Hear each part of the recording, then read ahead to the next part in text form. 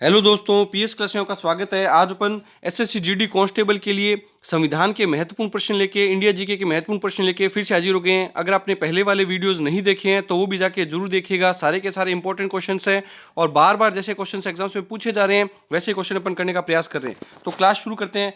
लोकसभा की बैठकों की अध्यक्षता करता है, वेरी वेरी इंपॉर्टेंट क्वेश्चन है ये। लोकसभा के बैठकों की अध्यक्षता कौन करता है? राष्ट्रपति, उपराष्ट्रपति, स्पीकर या प्रधानमंत्री? तो इसका सही आंसर होगा लोकसभा की बैठक है, इसका आंसर होगा स्पीकर। स्पीकर के द्वारा लोकसभा की बैठक की अध्यक्षता की जाती है। अब एक्स्ट्रा फैक्ट देखिएगा, स्पीकर कौन होता है? लोकसभा अध्यक्ष को स्पीकर बोला जाता है। लोकसभा का जो अध्यक्ष होते हैं उन्हें ही स्पीकर बोला जाता है। लोकसभा अध्यक्ष को ही स्पीकर बोला जाता है। बहुत इंपॉर्टेंट है ये। और वर्तमान में लोकसभा के स्पीकर कौन है? तो याद रखिएगा ओम बिड़ला। वर्तमान में ओम बिड़ला स्पीकर हैं, जो कि कहां से हैं ये आप ध्यान रखिएगा। ये स्पीकर कहां से हैं? तो राजस्थान से। राजस्थान में कोटा से ये निर्वाचित होकर के संसद में आए हैं। तो लोकसभा की अध्यक्षता कौन कर रहे हैं? वर्तमान में ओम बिड़ला जी कर रहे हैं, जो स्पीकर के रूप में कार्यरत है। और लोकसभा अध्यक्ष या फिर लोकसभा स्पीकर का कार्यकाल कितना होता है ये भी आप साथ में ध्यान रखिएगा। 5 वर्ष का इनका कार्यकाल होता है। नेक्स्ट क्वेश्चन देखिएगा, मंत्रिमंडल में होते हैं, वेरी वेरी इंपॉर्टेंट क्वेश्चन लगा लीजिएगा। मंत्रिमंडल में कि कौन कौन होते हैं? मंत्री, राज्य मंत्री, उप मंत्री, केवल कैबिनेट मंत्री, कैबिनेट व राज्य मंत्री, प्रधानमंत्री, कैबिनेट मंत्री व राज्य मंत्री? तो इसका सही आंसर होगा केवल कैबिनेट मिनिस्टर। कैबिनेट रैंक के मिनिस्टर ही मंत्रिमंडल में शामिल किए जाते हैं। अब एक्स्ट्रा फैक्ट देखिएगा, तो राज्य मंत्री, उप मंत्री का क्या कार्य क्या होता है? इनको स्वतंत्र प्रभार दिया जाता है। इनको स्वतंत्र प्रभार दिया जाता है। स्वतंत्र प्रभार दिया जाता है। या फिर ये साथ साथ में कैबिनेट मिनिस्टर की हेल्प करने के लिए या फिर सहायता करने के लिए राज्य मंत्री, उप मंत्रियों का निर्वाचन किया जाता है। और प्रधानमंत्री और कैबिनेट मंत्री, कैबिनेट मिनिस्टर दोनों मिलकर के कैबिनेट मंत्री बनते हैं। ये भी आपको ध्यान रखना है कि प्रधानमंत्री भी कैबिनेट जो रैंक के अधिकारी होते हैं या फिर मंत्री होते हैं, सॉरी अधिकारी नहीं, कैबिनेट रैंक के जो मंत्री होते हैं उनमें प्रधानमंत्री को भी शामिल किया जाता है। ये आपको ध्यान होना चाहिए। और ये भी ध्यान रखना कि संविधान के अंदर एक प्रावधान किया गया है कि जितने सदस्य हैं, टोटल जितने सदस्य हैं उस सदन में जितने सदस्य हैं उनका 15% तक मंत्रियों को निर्वाचन किया जा सकता है, मंत्री बनाए जा सकते हैं। ये भी आपको ध्यान में होना चाहिए। 15% तक मंत्री बनाए जा सकते हैं। 15% सदस्य मंत्रियों को के रूप में शपथ ग्रहण कर सकते हैं। नेक्स्ट क्वेश्चन देखिएगा, राज्यसभा का सभापति अपना त्याग पत्र देता है। बहुत इंपॉर्टेंट क्वेश्चन है ये। राज्यसभा का सभापति अपना त्यागपत्र किसे देता है? राष्ट्रपति को, प्रधानमंत्री को, उपसभापति को या राज्यसभा सचिव को? तो सबसे पहले आप ये देखिएगा राज्यसभा का सभापति होता कौन है, इससे आपको क्वेश्चन का आंसर समझ में आएगा। राज्यसभा का सभापति होता है उपराष्ट्रपति। कौन होता है? उपराष्ट्रपति होता है। तो उपराष्ट्रपति अपना त्यागपत्र किसे देगा? आप सोच सकते हैं। तो उपराष्ट्रपति अपना त्यागपत्र देता है राष्ट्रपति को, उपराष्ट्रपति अपना त्यागपत्र दे सकते हैं। और राज्यसभा के सभापति का कार्यकाल भी, ये भी ध्यान रखिएगा, आगे आने वाले क्वेश्चन में करेंगे अपन। तो उपराष्ट्रपति अपना त्यागपत्र देगा राष्ट्रपति को। नेक्स्ट क्वेश्चन देखेंगे, लोकसभा अध्यक्ष अपना त्यागपत्र देता है। बहुत इंपॉर्टेंट क्वेश्चन है ये भी। लोकसभा का अध्यक्ष अपना त्यागपत्र किसे देंगे? राष्ट्रपति को, डिप्टी स्पीकर को, राज्यसभा के सभापति को या प्रधानमंत्री को? अभी अपन ऊपर वाले क्वेश्चन में करके आए हैं। लोकसभा अध्यक्ष कौन होते हैं? स्पीकर होते हैं। लोकसभा अध्यक्ष को क्या कहा जाता है? स्पीकर कहा जाता है। तो स्पीकर अपना त्यागपत्र किसे देंगे? डिप्टी स्पीकर को। इसका सही आंसर होगा डिप्टी स्पीकर को। लोकसभा अध्यक्ष किसको देंगे? डिप्टी स्पीकर को अपना त्यागपत्र देंगे। नेक्स्ट प्रश्न देखेंगे, राष्ट्रपति अपना त्यागपत्र किसे देता है? बहुत इंपॉर्टेंट क्वेश्चन है, वेरी वेरी इंपॉर्टेंट क्वेश्चन लगा लीजिएगा ये भी। सुप्रीम कोर्ट के मुख्य न्यायाधीश को, लोकसभा के अध्यक्ष को, प्रधानमंत्री को या उपराष्ट्रपति को? तो राष्ट्रपति अपना त्यागपत्र किसे देंगे? उपराष्ट्रपति को। राष्ट्रपति अपना त्यागपत्र उपराष्ट्रपति को देंगे। ये भी बहुत इंपॉर्टेंट है। राष्ट्रपति त्यागपत्र देंगे उपराष्ट्रपति को और उपराष्ट्रपति किन्हें देंगे? राष्ट्रपति को। तो दोनों एक दूसरे को त्यागपत्र दे सकते हैं।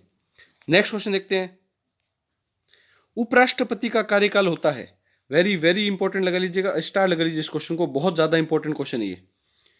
उपराष्ट्रपति का कार्यकाल कितना होता है? 6 वर्ष का, 5 वर्ष का, 4 वर्ष का या 3 वर्ष का? तो इसका सही आंसर होगा 6 वर्ष का। उपराष्ट्रपति का कार्यकाल होगा 5 वर्ष का। उपराष्ट्रपति का कार्यकाल होगा 5 वर्ष का। जैसे अभी मैंने 6 वर्ष किया था, ज्यादातर बच्चे वही करेंगे। इसके पीछे वजह क्या है?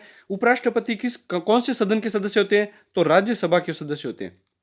राज्य सभा के सदस्य होते हैं। और राज्यसभा के जो भी सदस्य होते हैं उनका कार्यकाल 6 वर्ष होता है। राज्यसभा के सदस्यों का कार्यकाल 6 वर्ष होता है। तो ज्यादातर बच्चे यही सोचेंगे राज्यसभा के सदस्य हैं 6 वर्ष का कार्यकाल होगा, तो ज्यादातर बच्चे 6 वर्ष कर देंगे। लेकिन आपको ध्यान रखना है उपराष्ट्रपति का कार्यकाल केवल 5 वर्ष का होता है। बाकी सभी राज्यसभा के जो सदस्य हैं उनका कार्यकाल 6 वर्ष का होता है। और हर 6 वर्ष में भी ऐसे नहीं है कि पूरे 6 वर्ष समाप्त हुए और सारे के सारे राज्यसभा के सदस्य हट गए फिर वापस से राज्यसभा का नया चुनाव हुआ, ऐसा कभी नहीं होता है। राज्यसभा में हमेशा 1/3 सदस्य ही हर 2 वर्ष में निर्वाचित होते रहते हैं। हर 2 साल के अंदर 1/3 सदस्य निकल जाते हैं और फिर नए सदस्य आ जाते हैं। इस प्रकार से यहाँ पे चुनाव प्रक्रिया होकर के संसद में सांसद आते हैं यहाँ पे, ये आपको ध्यान रखना है। और उपराष्ट्रपति का कार्यकाल केवल 5 वर्ष का होता है। बहुत ज्यादा इंपॉर्टेंट क्वेश्चन है। नेक्स्ट क्वेश्चन देखते हैं। लोकसभा द्वारा पारित धन विधेयक को राज्यसभा द्वारा कितने दिनों में लौटाना अनिवार्य है? बहुत इंपॉर्टेंट क्वेश्चन है, ये भी बार बार पूछा जाता है ऐसा क्वेश्चन। तो लोकसभा द्वारा पारित धन विधेयक, तो सबसे पहले देखिएगा धन विधेयक कौन से अनुच्छेद में है, तो 110वें अनुच्छेद में धन विधेयक का उल्लेख किया गया है।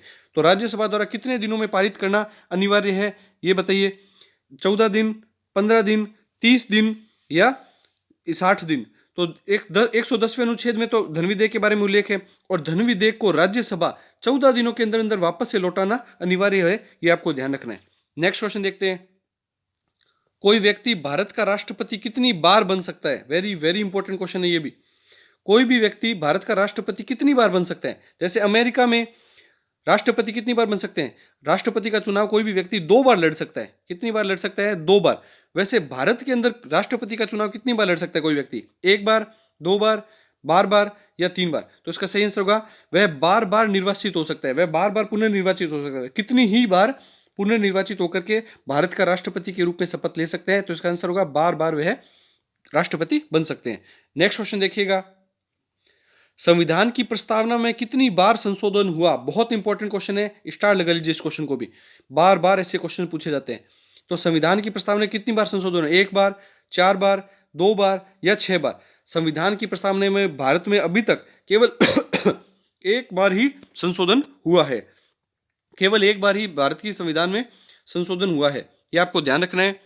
और उस दौरान क्या क्या उसमें जोड़ा गया ये भी आपको ध्यान रखना है। जब 1 बार संशोधन हुआ था उस दौरान प्रस्तावना में कौन कौन से शब्द जोड़े गए ये भी बार बार पूछा जाता है।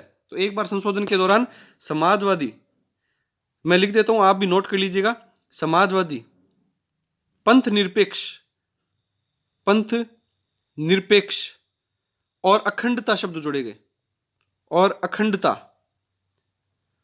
अखंडता शब्दों को जोड़ा गया। ये बहुत ज्यादा इंपॉर्टेंट क्वेश्चन है। संविधान की प्रस्तावना में कौन से शब्द जोड़े गए? समाजवादी, पंथ निरपेक्ष और अखंडता शब्द जोड़े गए और 1 ही बार संशोधन हुआ है, ये आपको ध्यान रखना है। अगर आपको क्लास पसंद आ रही है तो दोस्तों में जरूर शेयर किया कीजिए, इससे हमें भी मोटिवेशन मिलता है ऐसे वीडियो लेके आने का। तो भारतीय संसद में नेक्स्ट क्वेश्चन देखिएगा, भारतीय संसद शामिल है। भारतीय संसद में कौन कौन शामिल है? राज्यसभा, लोकसभा, उपराष्ट्रपति व उपयुक्त सभी। तो इसका सही आंसर होगा भारतीय संसद में सभी शामिल है। अब एक्स्ट्रा फैक्ट देखिएगा जो कि बहुत ज्यादा इंपॉर्टेंट होने वाले। भारतीय संसद, तो संसद में सदन अगर पूछा जाए, संसद में अगर सदन पूछा जाए तो आपको याद रखना है 2 सदन होते हैं। सदन तो कितने होते हैं? 2 सदन, राज्यसभा और लोकसभा, ये 2 सदन हो गए। और अगर अंग पूछा जाए, संसद के अंग कितने हैं या संसद में कितने शामिल होते हैं, तो आपको ध्यान रखना है ये तीनों की तीनों संसद के अंग हैं और तीनों ही तीनों संसद में शामिल होते हैं। अब और देखिएगा इनके अनुच्छेद याद कर सकते हैं। संसद का अनुच्छेद याद करने के लिए आपको देखिएगा कैसे अपन इसको याद कर सकते हैं। तो संसद का उल्लेख देखो, संसद अपने कार्यों को क्या करती है? लोगों के काम को सरल बनाती है। कानून बना करके वहाँ पे जो मंत्री वगैरह बैठे हैं, प्रधानमंत्री जी और वगैरह बैठे हैं, तो वो अपने कार्यों को सरल बनाने का काम करती है। तो ये सूत्र याद रखिएगा ट्रिक से, सरल, तो वो अपने कार्यों को सरल बनाती है। तो संसद का उल्लेख है 79वें अनुच्छेद में।